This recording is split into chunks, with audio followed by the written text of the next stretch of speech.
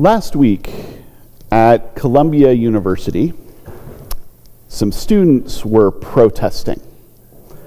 They were protesting the human atrocity that is happening in Gaza. They were calling for ceasefires. They were saying that the government of Israel was doing the wrong thing, even after Hamas had done the wrong thing, and that things needed to be better. And the administration of Columbia University could have said, wow, look at all of these students voicing their opinion. And look at all of these other students who might not like that opinion, but are good, solid adults who can hear opinions they don't like. Look at this opportunity for debate about a major international issue. Look at this opportunity for good discussion and conversation and understanding each other. But instead, the administration at Columbia called the police and had a bunch of those students arrested for trespassing. And because you can't trespass on the grounds of a university that you go to, they are in the process of kicking a bunch of those protesters out of school because they took a stand for something. Some of the students who they arrested, some of the students who they are working on having kicked out are Jewish. Because there are Jewish students who look at what is happening and go, that is wrong. That is not what being Jewish is to me. And I'm telling you this because one of them got quoted in a paper of record and said this amazing thing. She said that she was inspired to join the protests because Passover is coming up. And we talked about Passover around the time of Palm Sunday and Easter Sunday.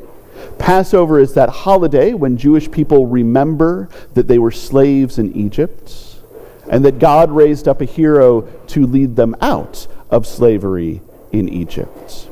And this student said, if Judaism is about anything, it has to be about liberation for everyone. And if Jewish people are going to say never again, we have to mean never again for anyone. We aren't Jewish, we are Christian. We have our roots in that religion, but we step a bit to the side and go on with a different story. But I am increasingly convinced that while there are a lot of different ways that you can divide up religions and politics and ideologies in general, one of the most powerful, the fault line that runs through just about everything, is the division between the inclusive and the exclusive, between the universal and the tribal. And I know that there is always that temptation to be exclusive, to be tribal, to think that it is us against them, and that we are favored. And so when we say what we are about liberation for us. And if you want to become one of us, you too can be liberated. And that when we say never again, it means never again for us. And if it happens to you, well, that's a you problem. I know that there are Christians.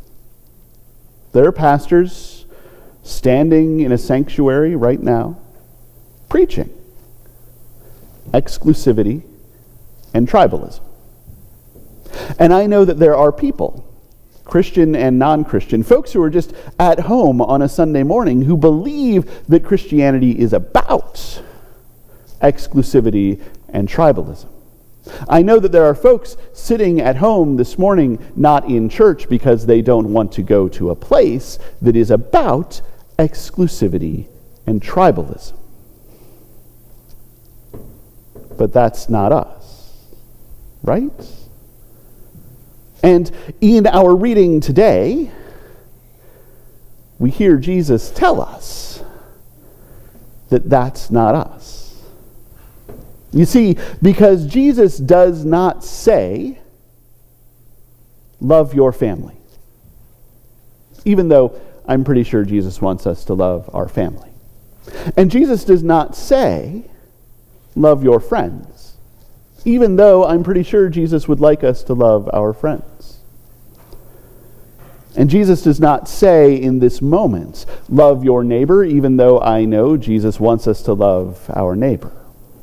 And Jesus does not say in this moment, love the stranger who you don't know who they are or what they're up to or what they want, even though I know that Jesus wants us to love strangers who we don't know who they are or what they're up to or what they want. I am sure that Jesus wants us to love our family and friends and neighbors and strangers. But in this moment, Jesus says, love your enemy. Bless those who curse you. Do good to those who mistreat you. Pray for those who abuse you. And Jesus isn't talking in the abstract. Jesus is living among Jewish people in an occupied country. Rome is right there, breathing down their necks, stepping on their necks, hurting people. Soldiers will tell someone to do something, and if they don't, they'll strike them on the face, slap them across the cheek. Soldiers will come and say, give me your coat, and just take what they want. Soldiers will come and say, take my stuff and walk with me, carry it for me, and just make demands. Enemies here are not an abstraction. Enemies are a reality. People who curse us are a reality. People who hurt us are a reality. People who abuse us are a reality to Jesus and his followers. And yet Jesus is saying, love them. Bless them. Do good for them. Pray for them. There's a temptation. There's a temptation to reshape love a little bit in this case. There are those who will say that if you slap someone on the face, you slap people who are lower than you with the back of your hand, and people who are your equals with the front of your hand, the palm of your hand. That this was the custom at the time, and so turning the other cheek, doing that little trick, was a way of saying, you hit me with the back of your hand, but now you are forced to hit me with the palm of your hand. You were treating me as someone lower than you, now you have to treat me as an equal.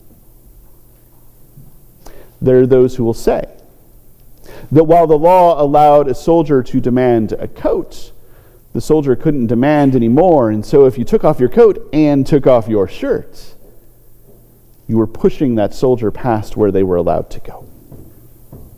And there are those who will say that a soldier was allowed to come up to somebody and demand that they carry their stuff for a mile, but not any further. So if you went with them too, you were kind of tricking them into breaking the law. And maybe that's true. There is a place for that kind of civil disobedience. That kind of exposing the violence inherent in the system, but I'm not sure that's what Jesus was going for here. I think Jesus might have been serious.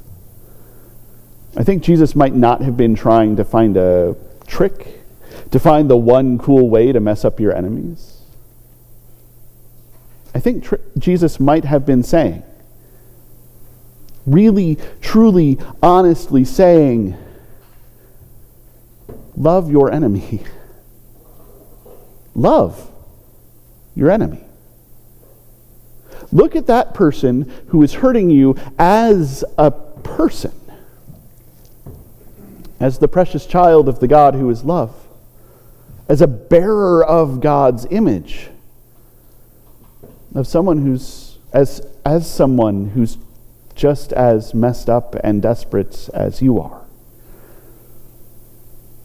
See them that way. Treat them that way. Love them just like God has loved you. Because, let's face it, none of us are perfect. If we are talking about oppressed and oppressor, we here in this room are statistically more likely to be on the oppressor side of that equation. We are more likely to be in a position that is not great for other people. And we didn't do it on purpose. We didn't plan on ending up here. It's an accident of history and birth, but it's still true. And even while we were there, even while we are here, the God who is love responds to us with love. The God who is love looks at us with compassion. The God who is love treats us with kindness. The God who is love sets aside glory and comes into the world as one of us. And even after we do what we do, even after we nail him to a cross, even after we lay him in a tomb,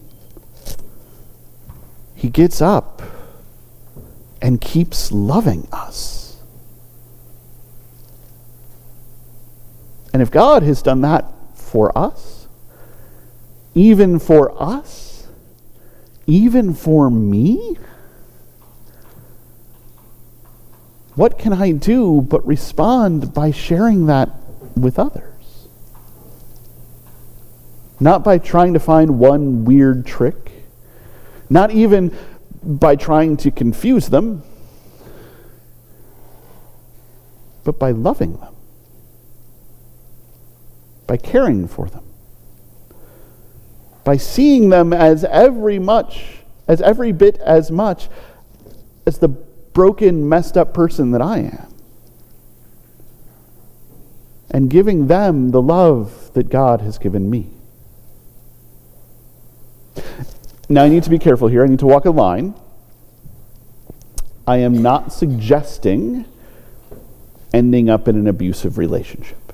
I'm not saying go out and find someone to curse you. Go out and find someone to mistreat you. You can love someone safely. You can bless someone safely. You can do good for someone from a good distance. You can pray for someone no matter where you are. But I am saying that in the end, when it really matters,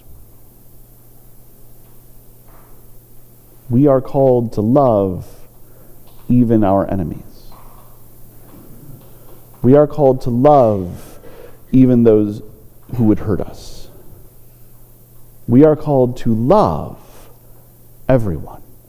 And in so doing, to share the love of God with everyone. To fill the world with God's reign of love. To fill in the cracks with love. Until everything is made new. And it is by loving that we will discover the love in ourselves and the love all around us. It is in loving that we will reclaim our broken humanity and be brought to new life. And that is something to celebrate. Alleluia. Amen.